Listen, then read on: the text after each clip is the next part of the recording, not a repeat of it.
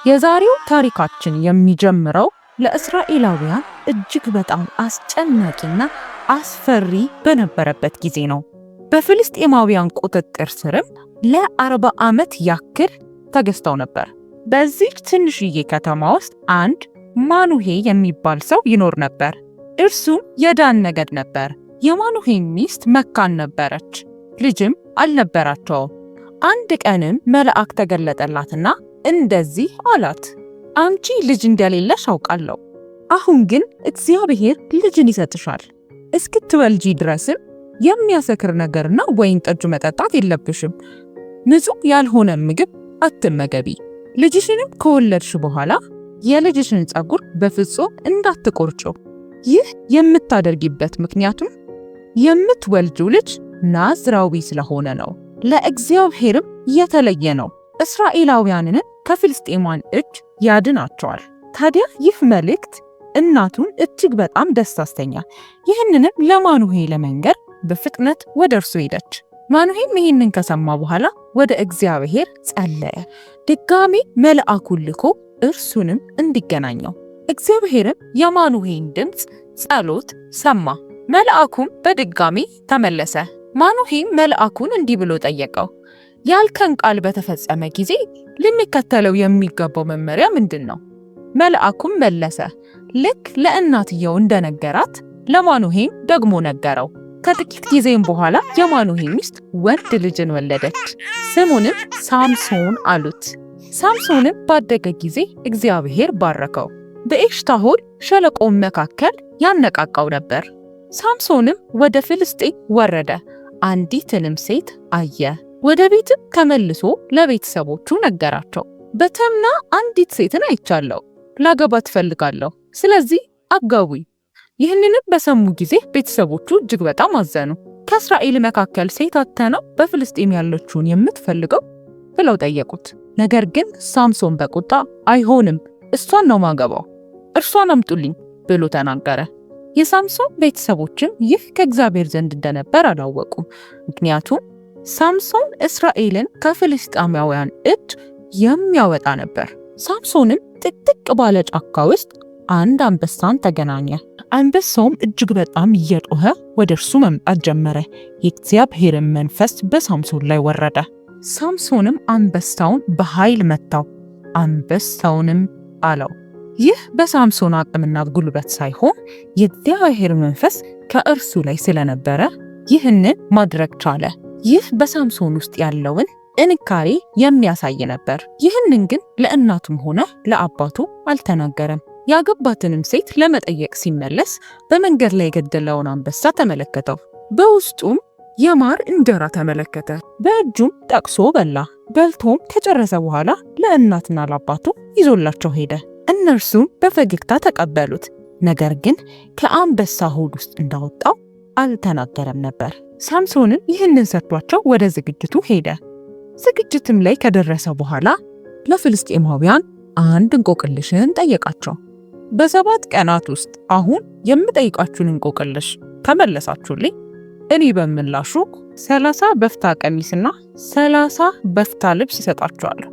ነገር ግን በምላሹ እናንተ ደግሞ ባትመልሱልኝ 30 በፍታና 30 ልውጥ ልብስ ለእኔ ትሰጡኛላችሁ። እነርሱም ንገረን እስቲ እንፈተዋለን ብለው አሉት። እርሱም እንቆቅልሹን እንዲህ ብሎ ጠየቀ። ከበላተኛ ውስጥ መብል ወጣ፣ ከብርቱ ውስጥም ጥፍጥ ወጣ። ለ3 ቀናትም መልሱን ለማግኘት ፈለጉ፣ ነገር ግን አላገኙም ነበር። በ4ኛው ቀን ግን የሳምሶንን ሚስት እንደዚህ አላት፣ ይኸውልሽ ከሳምሶን የእንቆቅልሹን ትርጉም ጠይቀሽ ማታመጭልን ከሆነ ያንቺንም የአባትሽንም ቤት እናቃጥለዋለን። እዚህ የጠራሽን የእኛን ንብረት ለመውሰድ። የሳምሶንን ሚስት ሳምሶን ጋር በመሄድ እንደዚህ አለችው፣ አንተ እኔን አትወደኝም። ብትወደኝ ኖሮማ ለእነርሱ የጠየካቸውን የእንቆቅልሽ ትርጉም ትነግረኝ ነበር። እኔ እኮ ለእናቴም ሆነ ለአባቴ ይህንን ትርጉም አልነገርኳቸውም። ታዲያ ለምንድን ነው ለአንቺ እንድነግርሽ የምትጠብቂው? እርሷም እስከ 7ኛው ቀን ድረስ እያለቀሰች ቆየች።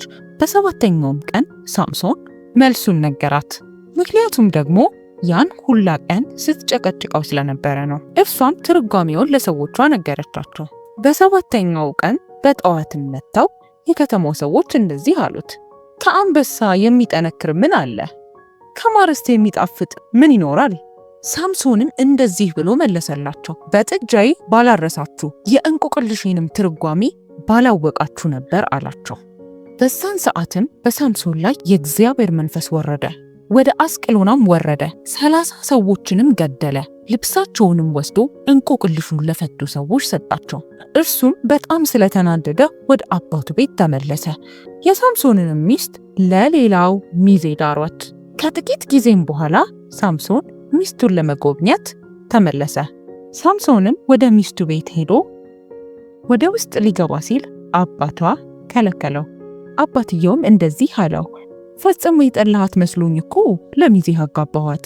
እስቲ ተመልከት፣ የእርሷ ታናሽ እህት ከእርሷ ይልቅ ያማረች ናት። በእርሷ ፋንታ ይችኛዋን ውሰዳት። ነገር ግን ይህንን ሳምሶን ሲሰማ እጅግ በጣም ተናደደ።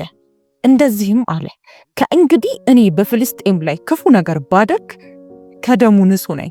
ሳምሶንም ወጥቶ 300 ቀበሮዎችን ጭራቸውን አሰረና ችቦ ለኩሶ በፍልስጤማውያን እርሻ መካከል ሰደዳቸው።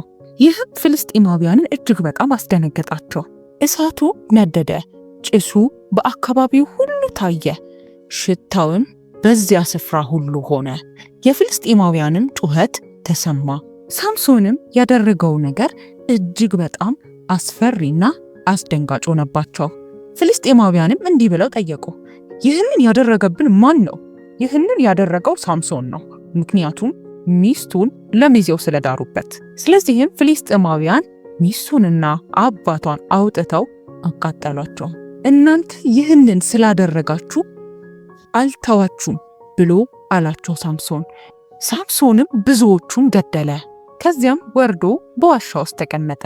እንደተናገረውም እንደዚሁ ሳምሶን ተበቀላቸው። ፍልስጤማውያንም ወጥተው ተበታትነው ተቀመጡ። በይሁዳም ቁጭ ብለው ሳለፍ የይሁዳ ሰዎች ጠየቋቸው፣ በዚህ ምን ፈልጋችሁን የመጣችሁት? በዚህ የመጣነው ሳምሶንን ፈልገን ነው። እርሱ እንዳደረገብን እኛም ልናደርግበት እንፈልጋለን። 3000 የሚሆኑ አይሁዳውያን ወደ ዋሻው ወረዱ፣ ሳምሶንንም ፍለጋ። ወደ እርሱም ቀርበው ይህንን አታስተውልም? ፍልስጤማውያን በእኛ ላይ ገዢዎች ናቸው። ምንድን ነው በእኛ ላይ እያደረግክብን ያለኸው? እኔ ያደረግኩት እነሱ እንዳደረጉብኝ ነው ብሎ ሳምሶን መለሰላቸው። እኛ በዚህ የመጣነው አስረን ለነሱ ልንሰጥህ ነው። ሳምሶንም እንዲህ አላቸው፣ አንድ ነገር ቃል ግቡኝ፣ እናንተ እራሳችሁ እንደማትገድሉኝ ቃል እንገባልሃለን። እኛ የምንፈልገው አስረን ለነሱ መስጠት ብቻ ነው፣ በፍጹም አንገልህም። ስለዚህ እነሱንም እጁን በአዲስ ጠፍር ገመድ አሰሩትና ይዘውት መሄድ ጀመሩ። ፍልስጤማውያንም ልክ ሳምሶንን ባዩት ጊዜ እጅግ በጣም ተቆጥተው ወደ እርሱ እየጮሁ ሳምሶን እያሉ መሄድ ጀመሩ። በዚህም ሰዓት የእግዚአብሔር መንፈስ በሳምሶን ላይ በኃይል ወረደ፣ የታሰረበትንም ገመድ በጣጠሰው። አዲስ የአህያ መንጋጋም አገኘ። እርሱንም ወስዶ 1000 ሰዎችን ገደለ። የነበሩበትም ስፍራ በሰዎቹ ሬሳዎች በሙሉ ተሞላ። ሳምሶንም በድል መንፈስ ቀጥ ብሎ ቆመ። የአህያውንም መንጋጋ በእጁ ይዞ ነበር። ሳምሶንም እንደዚህ አለ፣ በአህያ መንጋጋ ክምር በክምር አድርጌያቸዋለሁ፣ በአህያ መንጋጋም 1000 ሰዎችን ገድያለሁ። ንግግሩንም በጨረሰ ጊዜ መንጋጋውን ከእጁ ጣለ። የዛም ስፍራ ስም ራማት ሌሒ ብሎ ጠራው። በጣምም ጠምቶት ስለነበረ ወደ እግዚአብሔር ጮኸ፣ ይህንን ታላቅ ድል ለእኔ ሰጥተኸኛል፣ ታዲያ በውሃ ጥማት መሞት አለብኝ? ባልተገረዙትም እጅ እወድቃለሁ ብሎ ወደ እግዚአብሔር ጮኸ። እግዚአብሔርም በሌሒ ያለውን አዘቅት ሰነጠቀ፣ ከእርሱም ውሃ ወጣ። ሳምሶንም ውሃውን ጠጣ፣ ነፍሱም ተመለሰች። የዚያም ስፍራ ስም አይን ሐቆሬ ተብሎ ተጠራ። አንድ ቀን ሳምሶን ወደ ጋዛ ወረደ። በዚያም ስፍራ አንዲት እጅግ ቆንጆ የሆነች ሴትን አየ። ምሽቱንም ከእርሷ ጋር ማሳለፍ ፈለገ። የጋዛ ሰዎችም ሳምሶን በዚህ እንዳለ አውቀው ያንን ከተማ ከበቡት። ሌሊቱን ሙሉም ከተማውን ከበው እንዲሁም የከተማው መውጫ ጋር ቁጭ ብለው ጠበቁት። እነርሱም ሌሊቱን ሙሉ ዝም ብለው ተቀምጠው እንዲህ ብለው ተነጋገሩ፣ ሲነጋ እንገለዋለን። ነገር ግን ሳምሶን እስከ እኩለ ሌሊት ብቻ ተኛ። ከዚያም ተነሳና የከተማውን በር መስጊያውን ያዘ፣ ከሁለቱ መቃኖችና መወርወሪያው ጋር ነቀለው። በትከሻውም ላይ ተሸከመውና ወደ ተራራ ይዞት ወጣ። በዚያም ስፍራ አለው። ይህ ቀላል አልነበረም። በዚያን ጊዜ የነበረውን የአንድ ከተማን በር ነቅሎ መሄድ እጅግ በጣም ጥንካሬ ይጠይቃል። ይህ የሳምሶንን ጥንካሬ ያሳያል። ከጥቂት ጊዜም በኋላ አንዲትን ደሊላ የተባለች ሴትን ወደደ። እርሷም በሶሬቅ ሸለቆ ነበረ። የፍልስጤማውያን መሪዎችም ወደ እርሷ ወርደው እንደዚህ አሏት፣ አንቺ እንደዚህ ታደርጊልናለሽ፣ የዚህ ሁሉ የኃይሉ ምን እንደሆነ ታጣሪልናለሽ። ከዛም እኛ እርሱን እናሸንፈዋለን። ከዛም ላንቺ እያንዳንዳችን 100 ብር 100 ብር ሰቅል እንሰጥሻለን። ስለዚህም ደሊላ ሳምሶንን ጠየቀችው፣ እንዲህም አለችው፣ እስቲ ንገረኝ፣ የኃይልህ ምንጭ ምንድን ነው?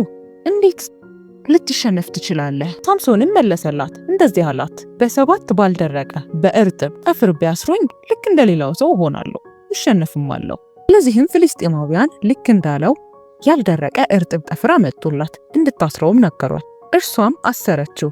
ከዚያም አንድ ሰውን በውስጥ ደብቃ አስቀመጠች። ከዚያም እንደዚህ አለችው፣ ሳምሶን ሳምሶን፣ ፍልስጤማውያን መጡብህ። እርሱም በቀላሉ ገመዱን ሁሉ በጣጠሰው፣ ኃይሉም በምን እንደሆነ አልታወቀም። ደሊላም እንዲህ አለችው፣ አታለኸኛል፣ በል አሁን ንገረኝ፣ በምንድነው ኃይልህ? እርሱም መልሶ እንዲህ አላት፣ ስራ ባልተሰራበት አዲስ ገመድ ቢያስሩኝ እደክማለሁ፣ ልክ እንደሌላም ሰው ሆናለሁ አላት። እርሷም አመነችውና ልክ እንዳናት ለማድረግ ተዘጋጀችና አሰረችው።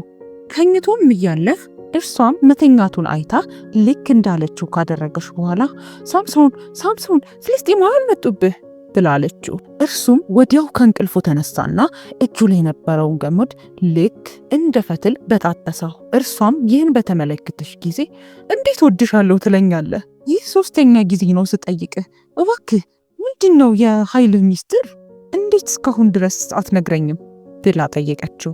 እርሷም ይህንን ጥያቄዋን በየቀኑ ታደርገው ነበር። ስለዚህም ሳምሶን ሁሉንም ነገር ነገራት። በፀጉሬ ላይ ምንም አይነት መቀስ ደርሶ አያውቅም፣ ምክንያቱም ናይዝራዊ ስለሆንኩኝ ለእግዚአብሔር የተለየው ነኝ። ገና ከመረገዜ ጀምሮ የተለየው ነኝ። ፀጉሬን ከተቆረጥኩት በእኔ ላይ ያለው ኃይል በሙሉ ይሄዳል፣ እንደሌላም ሰው ልክ ሆናለሁ። ደሊላም እውነቱን እንደነገራት ባየሽ ጊዜ ወደ ፍልስጤም መሪዎች ወረደች፣ መልእክትንም ላከችላቸው።